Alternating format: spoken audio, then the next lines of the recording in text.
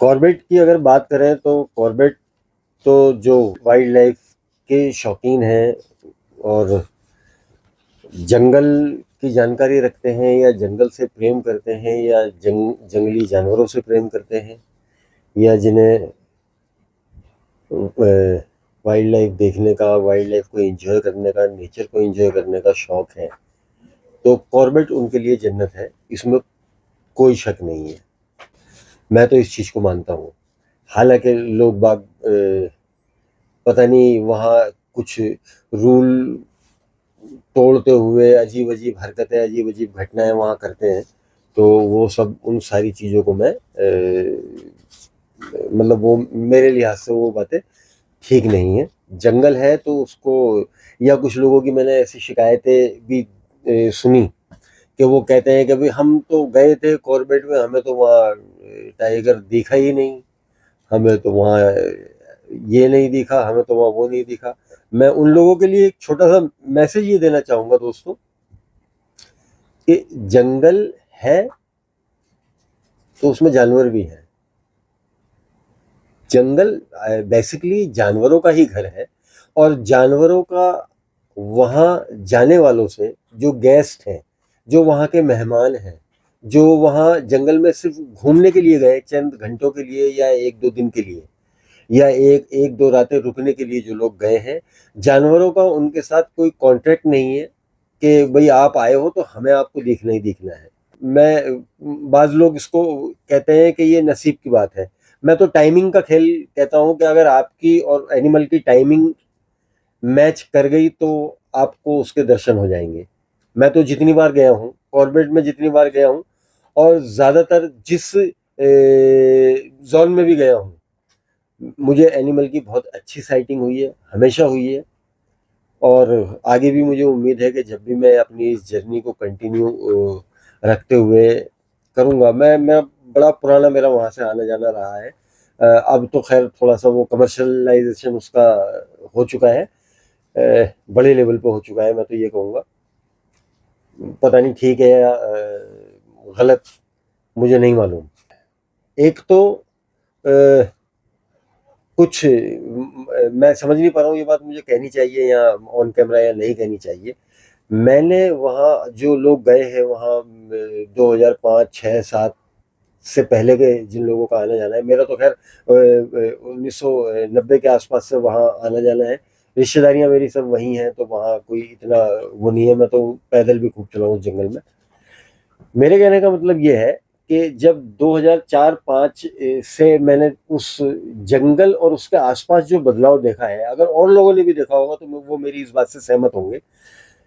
रामनगर से जब चलते हैं धनगढ़ी गेट की तरफ, तो आम डंडा गेट से थोड़ा सा आगे जाकर के मुझे वहाँ हमेशा एक चाय की दुकान मिलती थी। शायद वहाँ कुछ वो खिलौने वगैरह भी मिलते थे, टाइगर के स्टेचू भी मिलते थे, टाइगर की डमियाँ भी मिलती थी और बड़े बड़े टाइगर वो कपड़े के बने हुए इस तरह के या और कुछ हैंडीक्राफ्ट जैसे कुछ आइटमों की एक दुकान मुझे वहाँ मिलती थी, जहाँ मैं अक्सर रुक करके चाय पिया करता था। आज की डेट में अगर आप वहाँ देखेंगे तो एक लंबी चौड़ी ढिकुली के आसपास खासकर एक लंबी चौड़ी कतार बन गई है रिजॉर्ट्स की। बड़े बड़े रिजॉर्ट्स वहाँ बन गए हैं, आज भी बन रहे हैं। और हालांकि वो कॉर्बेट का पार्ट नहीं है लेकिन वन विभाग का पार्ट है, रामनगर वन विभाग का पार्ट है। मुझे ये समझ नहीं आ रहा है कि ये रिजॉर्ट जो वहाँ बन रहे हैं, क्या इससे जंगल को कुछ बेनिफिट है या नुकसान है। इसका निर्णय कौन लेगा या इसका डिसीजन कौन लेगा, मैं ये कैलकुलेशन नहीं कर पा रहा हूँ। और बन रहे हैं, अभी भी बन रहे हैं, लगातार बन रहे हैं, मैं इसके खिलाफ नहीं हूँ। लेकिन होना चाहिए या नहीं होना चाहिए, इसके बीच में मैं कहीं अटका हुआ हूँ। आप लोगों को अगर ज़्यादा पता है तो या जितना भी पता है कमेंट करके बताइएगा इस वीडियो को, इस वीडियो में मुझे ज़रूर। दोस्तों, आपको पता है कि मैं कहानी आपको कॉर्बेट में हमने प्रवेश किया था 23 नवंबर 2013 को। और वहीं से मैं ये जब मैंने बताया कि हमने अपना सामान चेकिंग करने के बाद, सामान सुमन रखने के बाद हम जंगल सफारी के लिए निकल गए, तो ये जो कहानी आज मैं आपको सुना रहा हूँ ये वहीं से आगे की कहानी है। तो दोस्तों आदाब, नमस्कार, सत श्री अकाल। मैं मोहम्मद यूसुफ आज आपको सुना रहा हूँ कॉर्बेट की एक बहुत ही इंटरेस्टिंग सी कहानी है। और ये उस दौर की कहानी है जब सफारी सुबह से लेकर शाम तक की हुआ करती थी और गाइड भी कंपलसरी नहीं हुआ करता था। यानी हम 5 यार दोस्त जीप में, जिप्सी में, और एक हमारा ड्राइवर, हम अपने एफआरएच से निकले और ढिकाला की तरफ चल पड़े। बहुत खूबसूरत जंगल, जैसा कि मैंने पहले कहा कि जिन लोगों को जंगल का शौक है, वाइल्ड लाइफ का शौक है, नेचर का शौक है, जंगल को घूमना जिन्हें पसंद है, खुली हवा में और खुले नेचर में, वातावरण में, नॉन पोल्यूशन इन्वायरमेंट में सांस लेने की जिन लोगों को आदत है, उनके लिए वो जगह जन्नत है, इसमें कोई शक नहीं है। हम लोग वहाँ से निकले और निकलने के बाद थोड़ी दूर फासले पर चले थे कि हाई बैंक बोल के एक जगह आई, वहाँ बहुत सारी गाड़ियाँ रुकी हुई थी। हम भी वहाँ, हमारी गाड़ी भी रुकी और हम बाइनोकुलर लेकर के गए थे। तो वहाँ हमने देखा हाई बैंक मतलब थोड़ा सा किनारा, वो रामगंगा रिवर का किनारा थोड़ा हाइट पर है, ऊंचाई पर है। वहाँ से हम देखने लगे तो कोई बतला रहा था कि उधर देखो, उधर वो क्रोकोडाइल। उधर उधर देखा तो वहाँ 3-4 क्रोकोडाइल, 1-2 पानी में और 2-3 बाहर लेटे हुए धूप सेक रहे थे। बड़ा अच्छा, बड़ा खूबसूरत नज़ारा देखने को मिला, बहुत खूबसूरत नज़ारा। मतलब वहाँ से हटने का मन नहीं करता था, कर रहा था। इतने में एक शोर सा मचा, टाइगर टाइगर टाइगर टाइगर। अब जो देखा कि कहाँ है वो बड़ा थोड़ा सा, मतलब ये कि सब एकदम जिधर से शोर, जिस शख्स ने वो शोर मचाया था, जिस आदमी ने शोर मचाया था, उधर की तरफ सब देखने लगे। लेकिन उस आदमी की नज़र इतनी तेज थी, मैं इस बात को अप्रिशिएट करूंगा कि वाकई उसका धन्यवाद भी करूंगा कि भाई उस शख्स ने इतनी दूर टाइगर देख करके इशारा कर रहा है वो लगातार कि देखो वो टाइगर है, वहां से निकल के आ रहा है, वहां से निकल के आ रहा है, सामने जंगल से देखो टाइगर निकल के आ रहा है। और सामने अपने बाइनोकुलर लिए सभी यार दोस्तों ने और उसको साइड करके देखना शुरू करा। तो इतना फैक्ट था, वो बात इतनी सच थी कि टाइगर बड़े आराम से जंगल से निकल के आया नदी की तरफ और चलता हुआ आया। नदी के जो पत्थर थे, बड़े बड़े पत्थर, वो आया और उसने आकर के अपना एक पंजा उस एक पत्थर पर रखा और वो अपना जो अ, आगे वाला हिस्सा था, मतलब मैं कहूँ कि हेड ऑन शॉट देने के लिए, और वो ऐसे करके एक पंजा यूं रख के खड़ा हुआ जैसे वो अपना फोटो सेशन करा रहा हो। इधर देखा उधर देखा उसने, वो मतलब मुझे ऐसा लग रहा था जैसे कि मैं बाइनोकुलर से कोई रियल वाइल्ड लाइफ ना देख करके किसी मूवी का सीन देख रहा हूँ, किसी पिक्चर में देख रहा हूँ। ये सब इतना खूबसूरत, इतना खूबसूरत और इतना मनोरम दृश्य है। टाइगर के वहां आते ही जो स्पॉटेड डियर के 4-4 5-5 के ग्रुप इधर उधर खड़े थे, वो कॉल करते हुए भागने लगे। इधर भागे उधर भागे। वो टाइगर थोड़ी देर वो ऐसे ही खड़ा रहा, उसके बाद वो और 1-2 कदम इधर आया। हल्की हल्की ग्रासलैंड थी, मतलब छोटे से, बहुत छोटे से एरिया में बहुत हल्की सी ग्रासलैंड थी। और उस ग्रासलैंड के पास वो जाकर के टाइगर लेट गया। मतलब उसकी विजिबिलिटी खत्म हो गई, वो दिखना बंद हो गया, लेकिन वो वहां जाकर के लेट गया। पहले वो बैठा, बैठते हुए दिखा और उसके बाद वो लेट गया। और लेटने के बाद मतलब हम तकरीबन आधा पौना घंटा हमने वहां खड़े होकर के इंतजार किया कि ये अब इधर से निकले उधर से निकले। हमें लगा कि शायद वो चल रहा होगा, लेकिन वहां बतलाया कि अभी वो बैठ गया। बैठा हुआ, बैठते हुए हमने भी उसको देखा था। बोले कि अब ये लेट गया है और ये आराम करने के मूड में है, अब इसका कुछ नहीं पता कि ये कब उठेगा। और ये बात फैक्ट थी। खैर हम वहां से आगे बढ़ गए, यानी टाइगर तो हमने वहां जाते ही देख लिया था हाई बैंक पर। बहुत अच्छी साइटिंग थी। और कहा जाता है कि जंगल सफारी की जिस गाड़ी को टाइगर के दर्शन हो जाए, दीदार हो जाए, उसकी सफारी कंप्लीट हो गई, ऐसा उन लोगों का मानना है या धारणा है जो चलती चली आ रही है। हमारी सफारी कंप्लीट हो गई, ये सभी जो वहाँ जिप्सी के ड्राइवर वगैरह थे वो सब ये कह के अपनी हमारी सफारी कंप्लीट हो गई, चलो जी कोई नहीं, अब हम आगे बढ़े। आगे बढ़े तो हम रास्ते को, सफ़र को एंजॉय करते हुए पहुंच गए ढिकाला। ढिकाला पहुंच के हमने वहाँ ब्रेकफास्ट किया। और क्या नज़ारे वहाँ हैं, क्या मैं उनको शब्दों में शायद वर्णन ना उनके साथ, उस जगह के साथ ईमानदारी ना कर पाऊँ। इतना खूबसूरत नज़ारा कि आप किसी तरफ से नज़र हटा नहीं सकते। क्या क्या चीज आप वहां कैमरे में कैद करोगे, वीडियो में कैद करोगे, फोटोग्राफी में कैद करोगे, कौन सी चीज ऐसी है जिसे आप छोड़ दोगे? बहुत बहुत मुश्किल है, बहुत मुश्किल है दोस्तों। डेक पर खड़े होकर के जब आप जंगल को निहारोगे तो ऐसा लगता है कि जो जितना परिश्रम आपने इस जंगल में आने के लिए किया है शायद वो कम है, ऐसा आपको लगेगा वहाँ। खैर हमने वहाँ जो ब्रेकफास्ट वगैरह था वो किया और वो थोड़ी देर वहाँ एंजॉय किया। एंजॉय करने के बाद फोटो वगैरह खींचे कुछ, क्योंकि वीडियो हम उस दौर में बना ही नहीं रहे थे। और उसके बाद फिर हमने जो हमारा ड्राइवर था वो कहने लगा कि भाई अब मैं आपको जो है वाच टावर पर छोड़ के आता हूँ, आपको वाच टावर पर आप चढ़ के वहाँ इंजॉय कीजिए, वहाँ बैठ करके और जंगल को निहारिए वहाँ पर। हमने कहा भाई चलिए।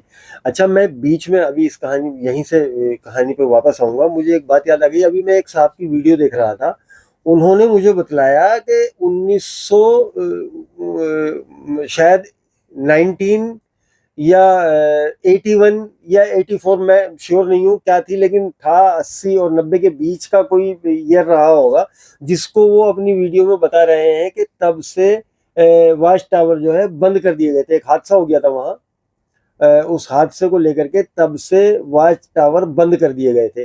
और मैं साक्षी हूँ 2013 में तीनों दिन वाच टावर पे 2-2 3-3 घंटे हम वहां बैठ करके पूरे पूरे जंगल को बाइनोकुलर से चारों तरफ देख देखते निहार के वापस आए हैं। फोटोग्राफ है हमारे पास। तो मैं थोड़ा सा यहाँ ये बता दूं। अब बात आई कहानी को आगे बढ़ाने की, तो मैं कहानी आगे बढ़ा रहा हूँ। हमें वो वाच टावर पे छोड़ के और चला गया कि अभी मैं 2 घंटे के बाद वापस आऊंगा। हम सबके सब यार दोस्त जो थे वाच टावर पे ऊपर चढ़े। सीढ़ियाँ जो थी वो बिल्कुल बीच मतलब छत में खुल रही थी, साइड में छज्जा उसे कहूंगा मैं, उसको खोल के हम ऊपर गए और बंद करके हम बैठ गए। तो यार एनिमल इसलिए भी वहां ऊपर तो नहीं आ सकता था, सीढ़ियों पे अगर आ भी जाता हो तो पता नहीं, बंदर वंदर तो खैर वहां कॉमन बात थी। जब टाइगर नीचे ना हो तो बंदर नीचे अमूमन उतर आता है। बंदर अगर नीचे है तो वहां टाइगर ढूंढना कोई लॉजिक समझ में नहीं आता। मैं बहुत सारी वीडियो को देखता हूँ कि बंदर बैठे हैं फिर भी टाइगर इधर उधर देख रहे हैं। ये बंदरों की और लंगूरों की सबसे बड़ी पहचान है कि अगर बंदर नीचे है तो इसका मतलब टाइगर आसपास कहीं है ही नहीं जंगल में। अब वहां हम वाच टावर पर बैठ गए और अपना बाइनोकुलर से कोई इधर देख रहा है कोई उधर देख रहा है, पूरे जंगल को निहार रहे हैं। और हमें वहां वो 2 घंटे बिल्कुल भी नहीं खले, आराम से हमने पूरा जंगल निहारा। ठीक 2 घंटे के बाद ड्राइवर आया और हमें साथ लेकर के वो दूसरे जंगल की सफारी के लिए हम लोग दूसरी तरफ के लिए निकल पड़े। दूसरी तरफ में मैं बोलूँ तो जैसे सांबर रोड है या एक कोई ठंडी सड़क भी है वहाँ पर। ठंडी सड़क वैसे मैंने आजकल किसी के मुंह से सुन नहीं रहा हूँ, लेकिन मुझे याद है कि वहाँ वो ठंडी सड़क एक है जिसे कहा जाता है। तो वहां से जो सांबर रोड है मैं उसकी बात कर रहा हूँ। सांबर रोड में क्या था कि सांबर रोड को होते हुए ही पार की तरफ जाते हैं। पार मतलब रामगंगा रिवर के उस साइड, जो लकड़ी का एक टेम्परेरी पुल बना करके उस साइड जाते हैं। और जो पुल बनता है तकरीबन मिड जनवरी में। अब हम नवंबर में थे तो वो पुल उस वक्त बना हुआ नहीं था, रिवर में पानी दिख रहा था और उस पानी में एक फीमेल एलिफेंट अपने छोटे से बच्चे के साथ पानी में अटखेलियां कर रही थी, उसे पानी से खेलना सिखा रही थी, पानी का इस्तेमाल उस बच्चे को अपने सिखा रही थी। वो क्या जबरदस्त, क्या मनोरम दृश्य था वो भी, इतना खूबसूरत, इतना लाजवाब मंजर। हम उसको वहां बैठ करके निहारने लगे, कुछ फोटो वगैरह खींचे। हमसे आगे एक और गाड़ी थी जिसमें एक फॉरेनर थे और वो फॉरेनर मुझे लग रहा है कि वो शायद किसी वाइल्ड लाइफ चैनल के लिए काम करते थे, क्योंकि उनके लेंस को देख करके, उनके कैमरे को देख करके ये अंदाजा लगाया जा सकता था। और उनकी तैयारी को देख करके हमारे पीछे और 5-7 गाड़ियां खड़े होकर के ये दृश्य आराम से देख रही थी, निहार रही थी। जब बहुत देर हो गई, मतलब 10-15 मिनट हो गए इस दृश्य को देखते हुए, बड़ा अच्छा लग रहा था वहां खड़े होकर के उस दृश्य को निहारना, देखना। मतलब शब्दों में बयां करना थोड़ा सा मुझे लग रहा है कि मैं उस दृश्य के साथ इंसाफ नहीं कर पा रहा हूँ। साइडों में दोनों तरफ ग्रासलैंड, सामने रामगंगा रिवर का निर्मल बहता हुआ जल और उसका शोर, और उसमें एक फीमेल एलिफेंट अपने बच्चे के साथ अटखेलियां करते हुए, उसको समझाते हुए, उसको सिखाते हुए, उसको पानी से खेलना बताना सब, और उसके पार फिर वो एक जंगल आपको दिखाई देता है, बड़ा खूबसूरत जंगल दिखाई आप देता है जो, और साइडों में एलिफेंट ग्रास, एक साइड में इधर बहुत लंबी एलिफेंट ग्रास है, वो आप लोगों ने अगर देखी है आपको पता हो तो, और इस साइड में भी हालांकि आगे चल के बहुत छोटी छोटी ग्रासलैंड है वो, लेकिन एलिफेंट ग्रास जिसको बोलते हैं वो बहुत लंबी, क्या कहूँ मैं, शायद मैंने एक्चुअली उस दौर में उसको इतना डीपली देखा नहीं था, या वो है क्या चीज़ जो कि मैं उसकी, अगर मैं अब जाऊंगा तो उसके बारे में भी थोड़ी सी पड़ताल करके बताऊंगा कि वो है कौन सी घास है। बहरहाल ये मैटर नहीं है। अब उस एलिफेंट ग्रास में सड़सड़ाहट हुई, तो हमारा ड्राइवर बोला कि मुझे लग रहा है कि इस साइड से कोई एलिफेंट आ रहा है। हमने सोचा कि भी अच्छी बात है, एक और एलिफेंट आ जाएगा। तो अब हुआ क्या कि इतना कहते ही कहते उस ग्रास लैंड में से एक बहुत बड़े एलिफेंट ने सर बाहर निकाला, बहुत बड़े एलिफेंट ने, मतलब मैं सरप्राइज था इतना बड़ा सर देख करके, एलिफेंट का इतना बड़ा सर देख करके। उसने चिंगार सी मारते हुए और अपना सर बाहर निकाला, और फिर वो पूरा बाहर आ गया, और बाहर आने के बाद उसने चलना शुरू किया, और उसके पीछे जो एलिफेंट की लाइन लगी है, उस जो पूरा जो हर्ट था वो, माय गॉड, मैं आपको कितना बड़ा हर्ट बताऊं, वो छोटे बच्चे, उससे छोटे बच्चे, फिर और छोटे बच्चे, कितना खूबसूरत नज़ारा। वो सामने उधर हाथी, एक हाथी मतलब एक फीमेल हाथी खड़ा है अपने बच्चों को लेकर के नदी में, इस साइड इतनी सारी गाड़ियां खड़ी हैं, और इधर ग्रासलैंड में से वो एलिफेंट का जो हर्ट था वो निकल के जा रहा है।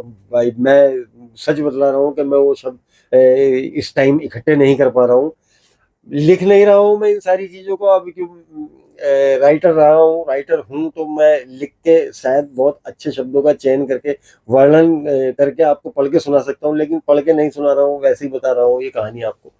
तो इस वक्त वो शब्द मुझे याद नहीं आ रहे। अब वो निकलता गया, वो हाइट निकलता गया, निकलता गया, मेरे ख्याल से वो निकले होंगे 40-45 एलिफेंट के आसपास।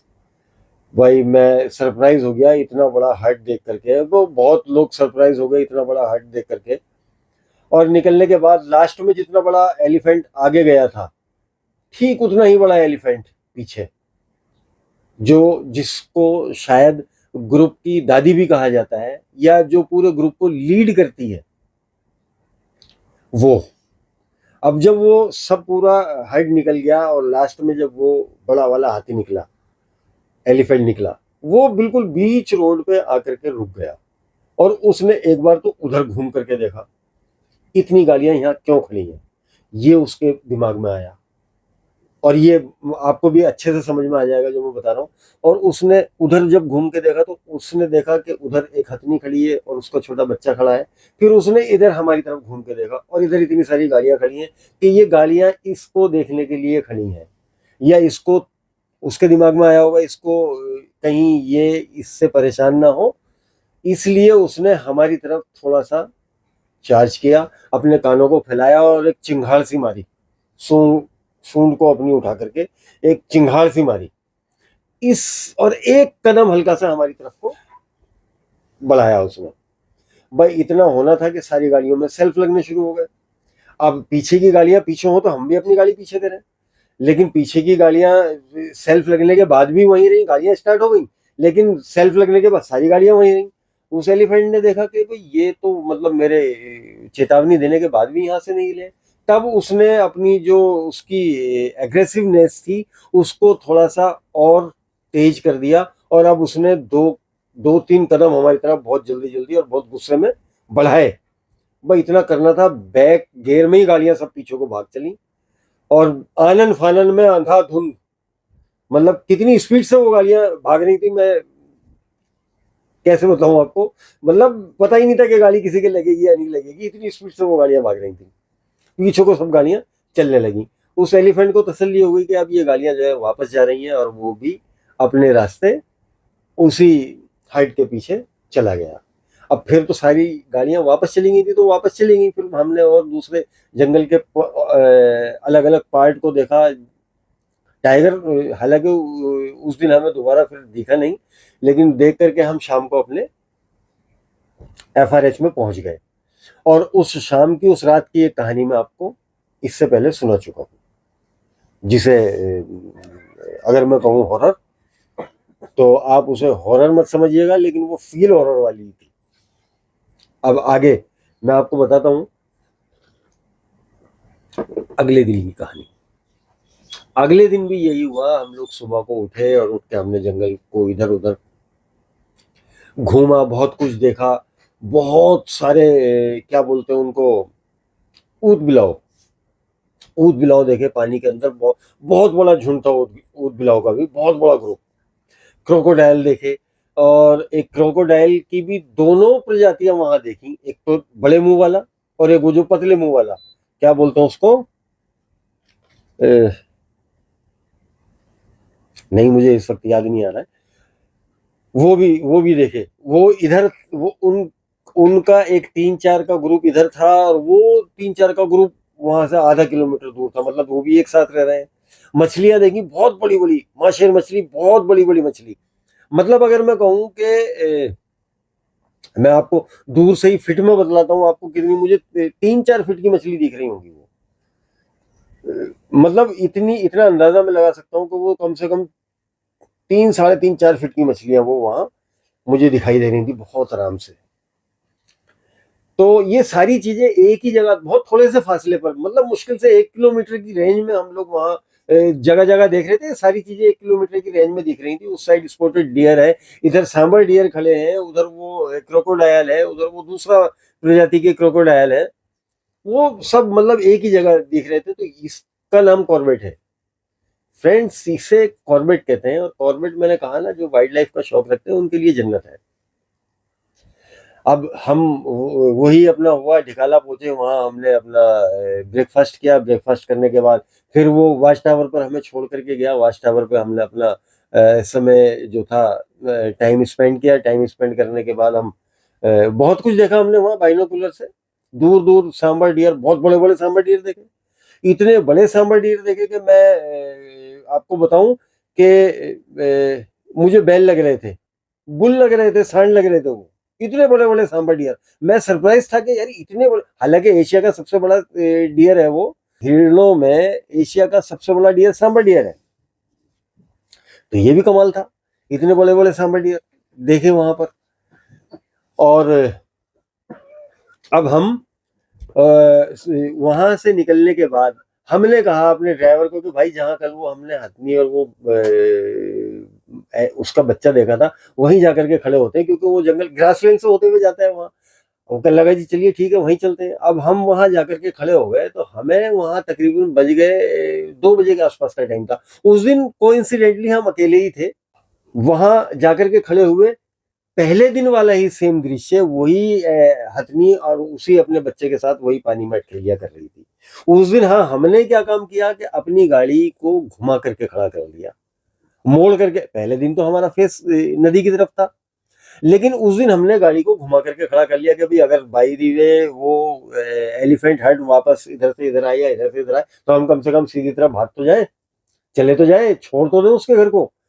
अब हम वहां बैठ करके, गाड़ी का मुंह उधर है और हम इधर को मुंह करके आराम से उस एलिफेंट और उसके बच्चे को देख रहे हैं।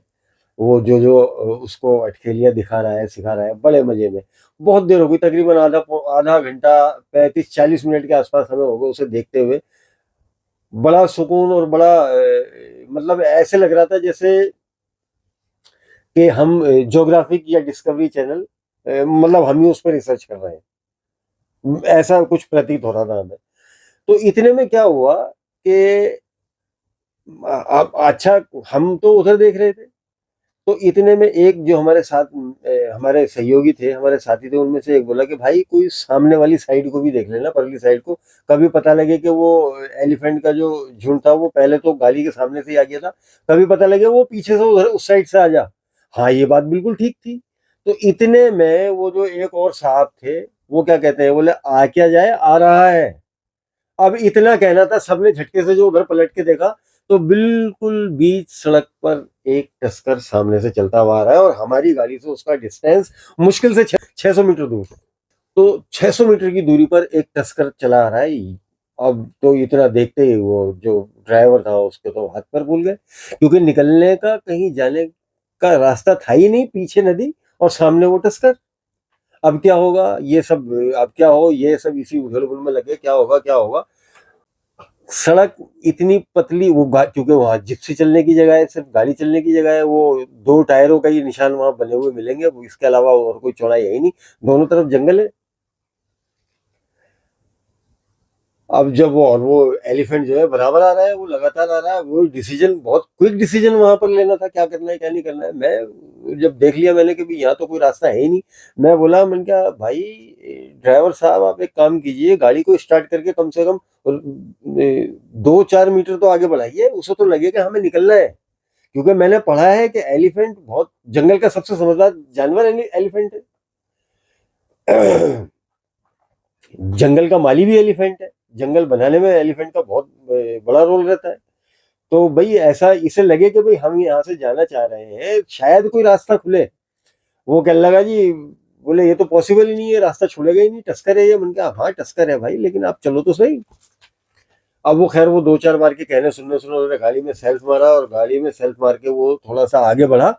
आगे बढ़ते ही वो एलिफेंट वहां का वहीं मतलब रुक गया।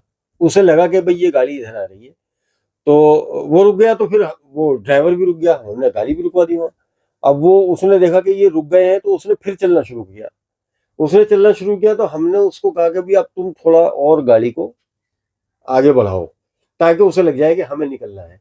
हमने फिर गाड़ी को आगे बढ़ाया, तो वो समझ गया कि भाई इनको जो है रास्ता चाहिए, और उसने क्या काम किया कि रास्ता छोड़ करके, और वो जो ग्रास लैंड थी साइड में, वो उसमें चला गया।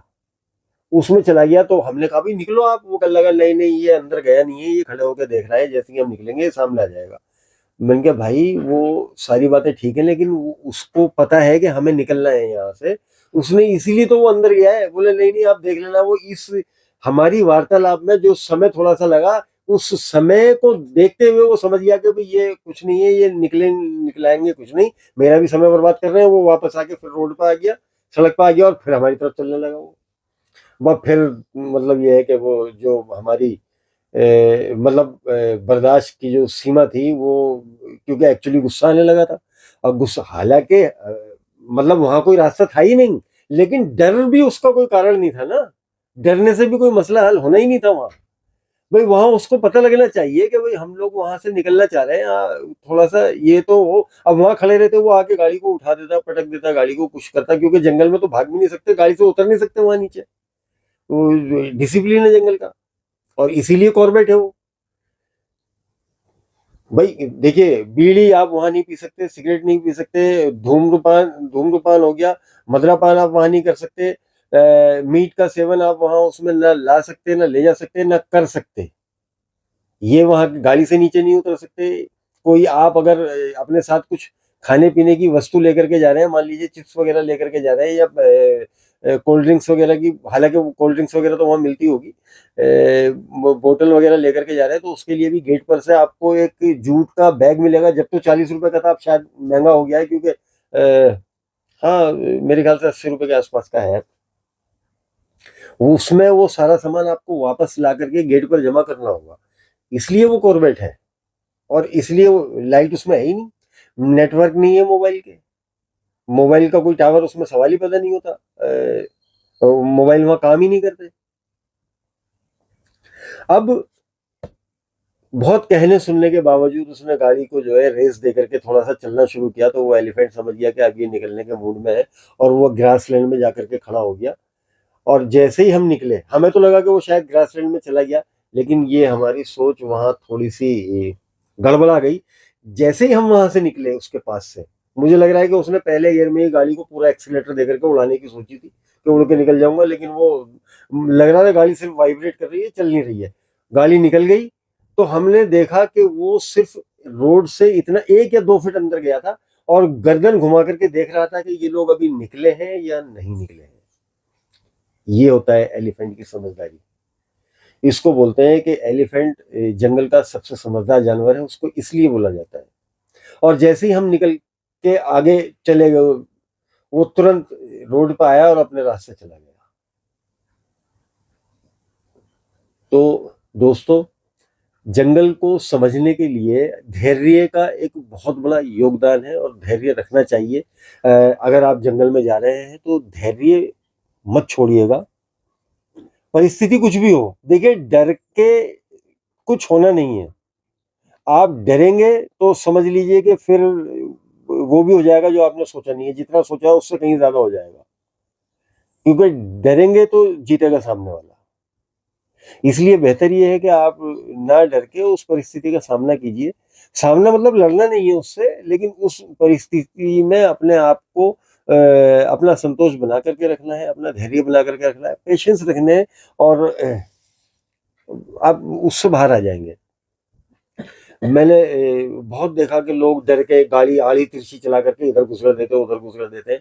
एनिमल समझ जाता है, बोले कि अरे ये तो खुद ही डर रहा है, क्योंकि इतनी समझ उसमें है। इतनी समझ हो, टाइगर समझ जाता है तुरंत कि अगर आप डर रहे हो तो टाइगर तुरंत समझ जाएगा कि अच्छा डर रहा है, ये मुझसे डर रहा है। फिर आप बताता हूँ मैं इसको, हर जानवर का ऐसा ही है। हाँ, ये सच्ची बात है, हर जानवर का ऐसा ही है। क्योंकि देखिए, पहली बात तो वो किसी से पंगा लेना चाहते नहीं, क्योंकि बेसिकली तो आप उसके घर में हो। आप उसके घर में हो तो आप ही को वहां जो है दब करके रहना होगा।